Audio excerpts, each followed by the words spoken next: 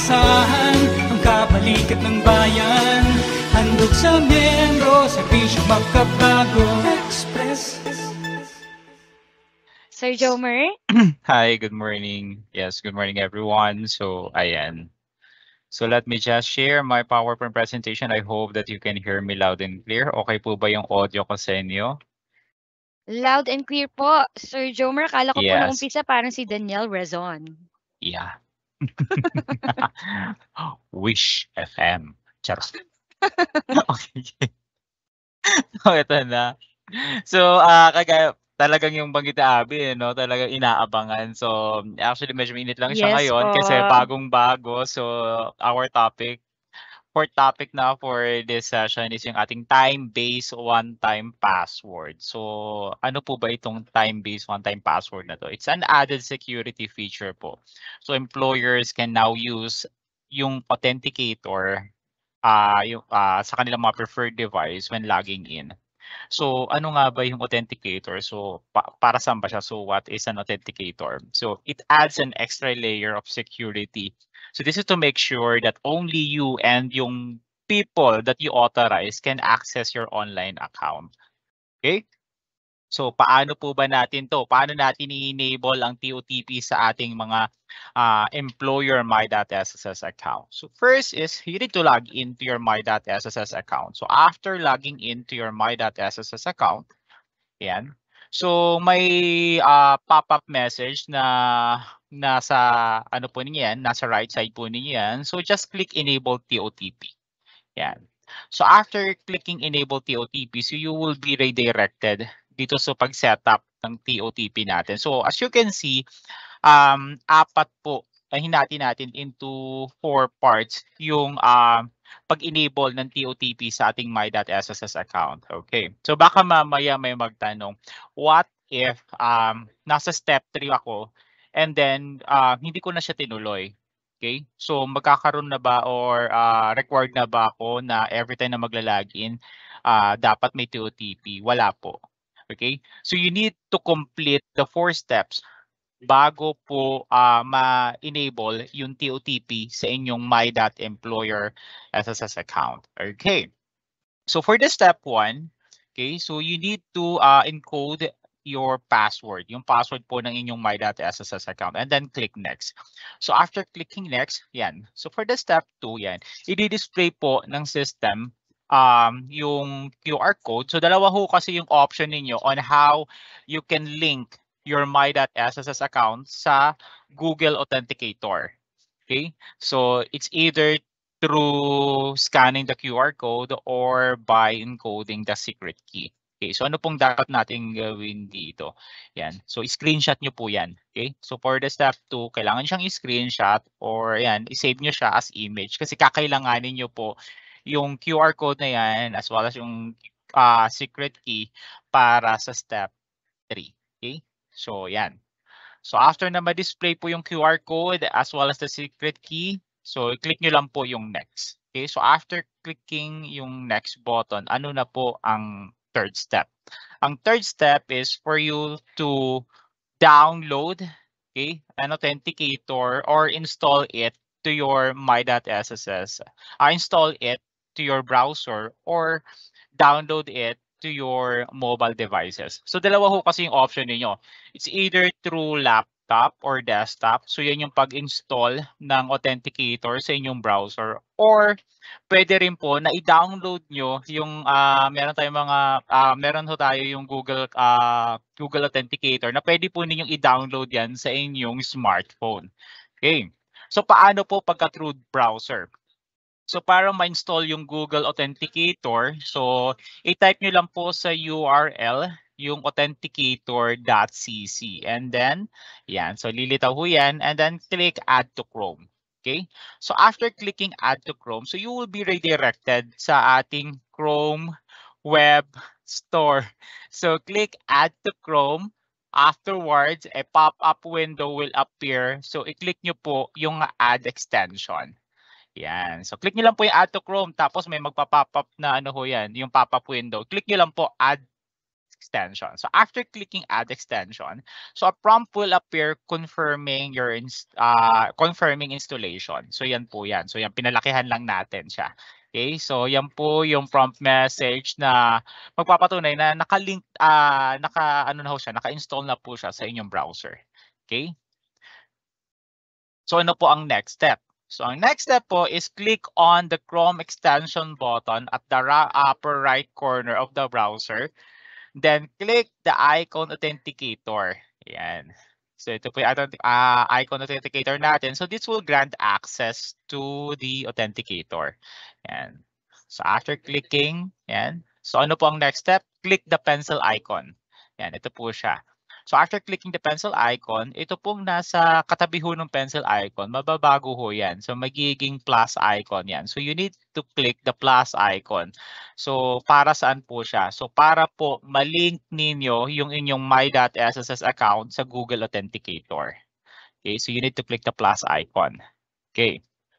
So after clicking the plus icon, so dalawa ho yan. Again, kagaya nga po ng nabanggit ko, pwede ho nyong i-link yan by scanning the QR code, yung kanina po, yung nasa step 2, or yung manual entry. Okay? So i-select natin yung manual entry. So for the manual entry, so ayan po. So kailangan nyo pong i-encode dito po sa issuer yung inyong username. Yung username po ninyo sa inyong my.sss employer account. And type in the secret key under the secret. Okay? Then click OK. So after clicking OK, yan po yan, mag-generate na ho si system. Okay? Yung inyong authenticator, sorry. Mag-generate na ho siya ng TOTP. So ito po yung i-encode ninyo sa step 3. Okay? Okay, how about naman po kung ayaw natin through browser at gusto natin ay through our smartphone, so through mobile app.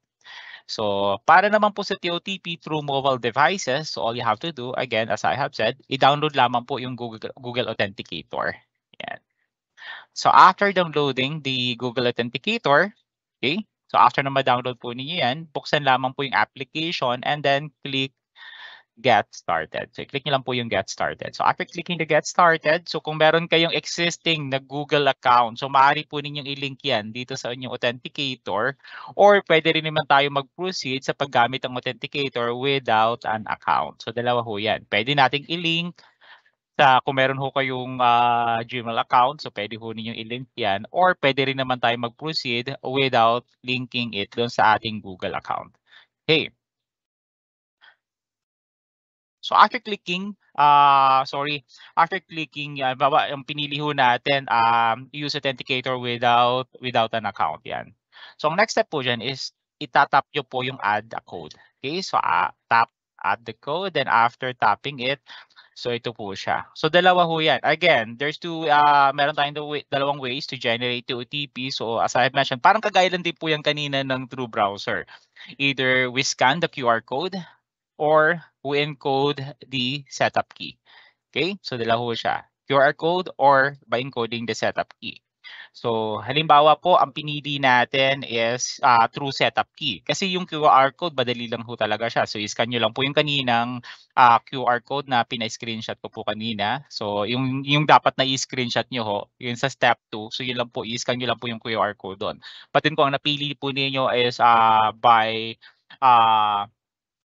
using yung setup key. Yan. So, piliin nyo lang po yan. So, dito po sa account, so type in your username under the account. So, kung kanina po, kung through browser, issuer siya ang nakalagay. So, dito naman po account. So, but then, same pa rin naman po siya. Ang kailangan nyo lang pong i-encode dyan is your my.sss employer account username. Then, afterwards, encode nyo po yung secret key under the key and then tap add. Yan. So, after tapping the add button, mag-generate na ho si system. Okay? Yung ating authenticator ng TOTP. Okay?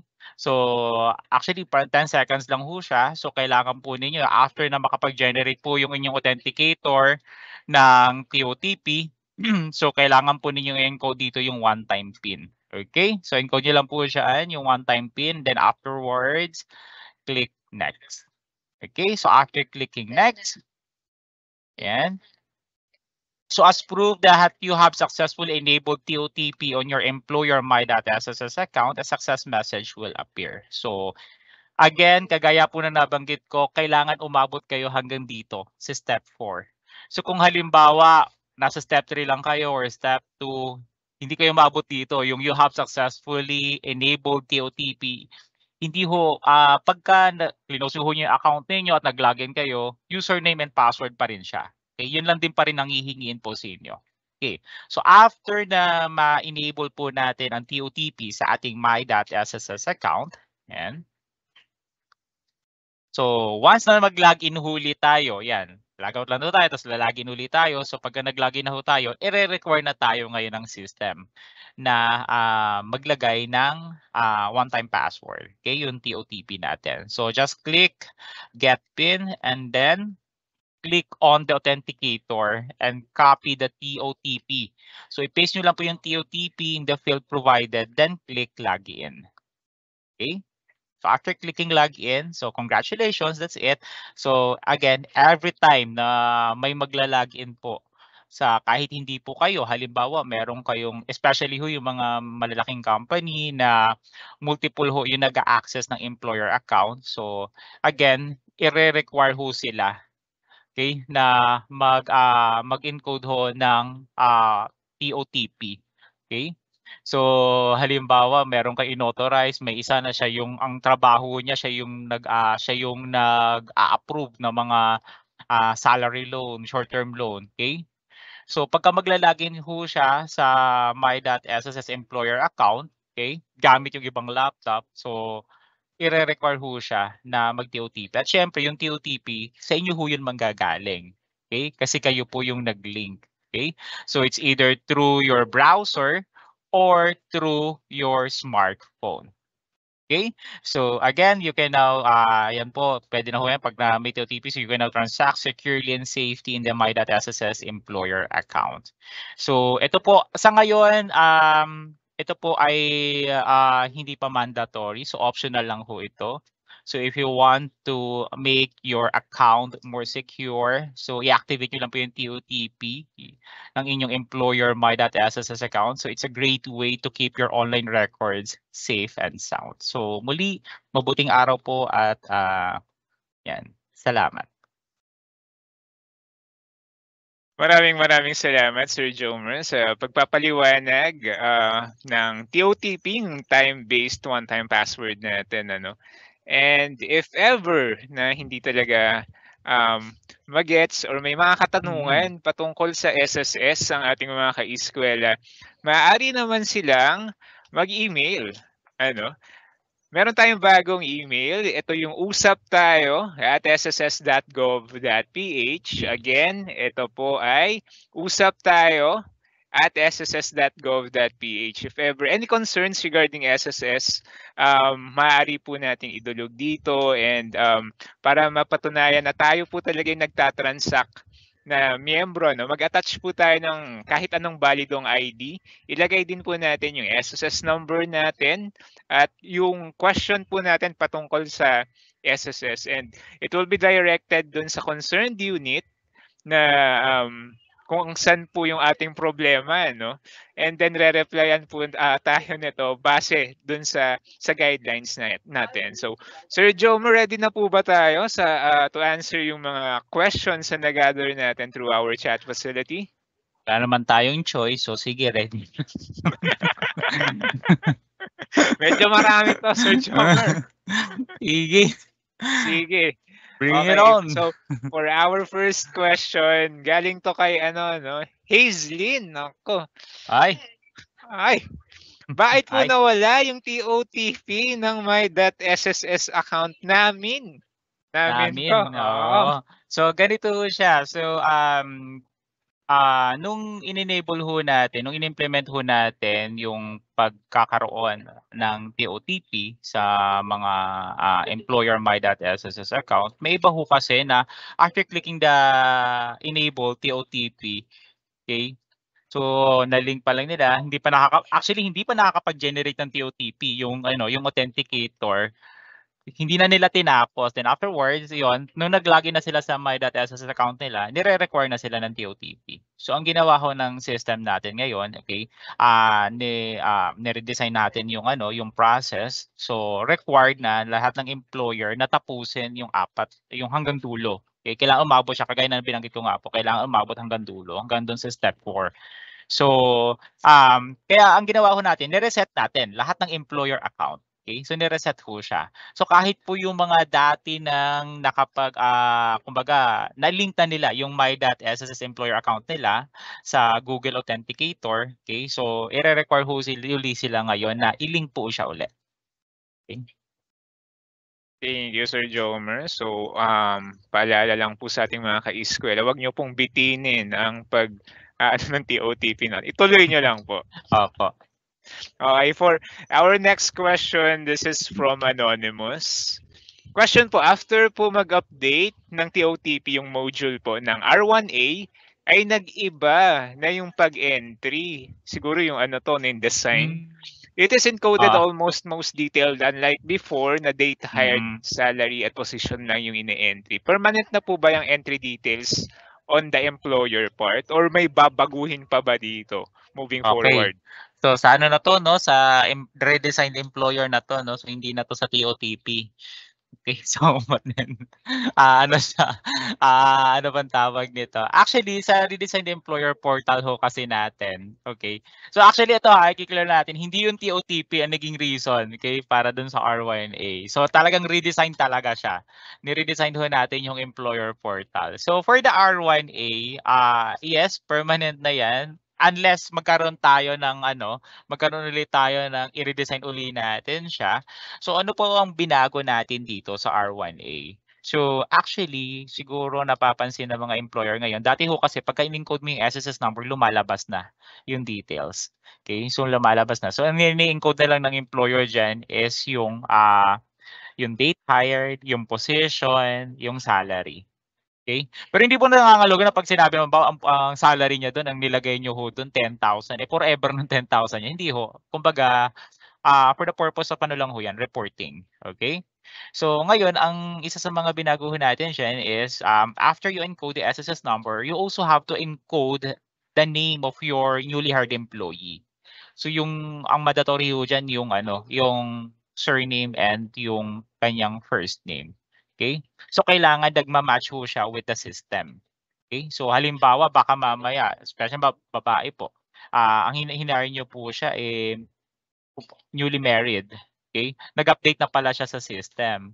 Ay sorry, hindi pa pala siya nag-update sa system. So pagkadalaga pa, maiden name pa ang nasa system. Pero yung ang binigay niya na details sa inyo is yung married name na. So kailangan po yung encode niyo is yung maiden name pa rin kasi yun yung nasa system natin. Or else po may magpa-pop up po diyan na message na hindi nagma-match yung information na ini-encode ho ninyo. So yun lang po. So isa yun sa mga enhancement ho natin. So part din ho kasi yan bakit ho hindi na lumalabas yung details kasi po part siya ng data privacy. Okay? So yun lang po. Maraming salamat sa komprehensibong pagsagot. Sir Jomar, pati ba yung employee account magbabago yan? Meron tayong mga enhancement na ginagawa. So soon, meron din tayong enhancement sa employer, sa members portal. But sa ngayon, mapapansin natin, assist pa rin naman siya. So inuna lang muna natin yung sa employer portal. Okay, thank you sir sa pagpapaliwanag. Pwede ka nang sa IT, no? Yeah, lipat na nga tayo. Lipat na tayo. Joke lang po. Okay, next question. This is from Miriam. Paano po pag hindi po na-save yung key at key pass at QR code ni employer? Anong gagawin, Sir Jomar? Di ba ang gandang tanong niya? Paano nga halimbawa, di ba, nagdando ka sa step 2 tapos hindi mo na screenshot, hindi mo na picture, hindi mo na save, tapos close mo na, nag-step 3 ka na, nag-download ka na ng ng Google Authenticator or ano bang tawag nito, in-install mo na siya sa smartphone mo. Kalimutan mo, di ba, na picturean. No worries kasi ang mga gagawin mo lang doon, close mo lang uli yung my.sss account mo, back to step 1 ka lang. Ganun lang siya. So kagaya nga po na nabanggit ko, hangga't hindi mo natatapos kasi hanggang step 4, okay? So hindi ka i-require ng TOTP. So no worries para sa atin. Kung halimbawa nakalimutan, hindi mo na picturean, hindi mo na save yung image ng QR code, pati yung smart key, yan. So no worries, back to step 1 ka lang. So enable pagka log out, log in, may magpa-pop up na message uli doon sa right side. So just click enable TOTP, encode mo yung password ng inyong my.sss account, tapos ayan, mag-generate ulit si system ng panibagong QR code and smart key. Ayan, thank you Sir Jomer. So ang tips sa iyo, Miss Miriam, no, kung hindi natapos, edi uulitin talaga, sir, no? Ulitin lang, yes. Okay. Baka may thank you, magtanong sir. din, paano yung ano, 'di ba nauna na yung paano na, kasi 'di ba sa step 3 yung download eh. So no worries po ha, kahit may na-download na kayo na nauna niyo nang na-download yung Google Authenticator, no worries, or nauna niyo na siyang install through browser, no worries din po 'yan ha.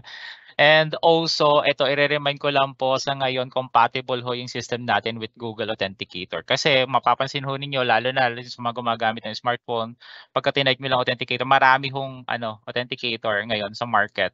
But then, currently, compatible pa lang ho yung system natin with the Google Authenticator. Okay? Thank you, sir. So for our next question, this is the last question, sir. This is from Anonymous. Paano yung nakapag-set up na before ng Authenticator? Kapag nag-enable ulit ng TOTP, another setup ba yun, Sir Jomer?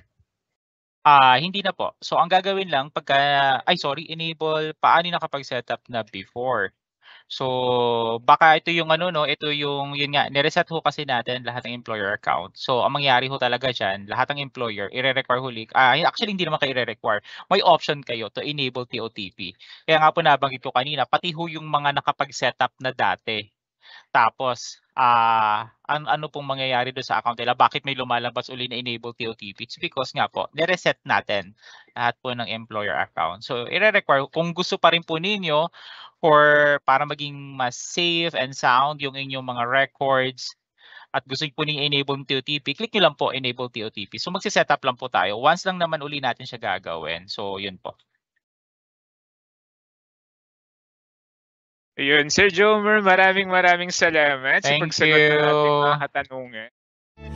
Maasahan ang kabalikat ng bayan, handog sa miyembro, serbisyo magkabago.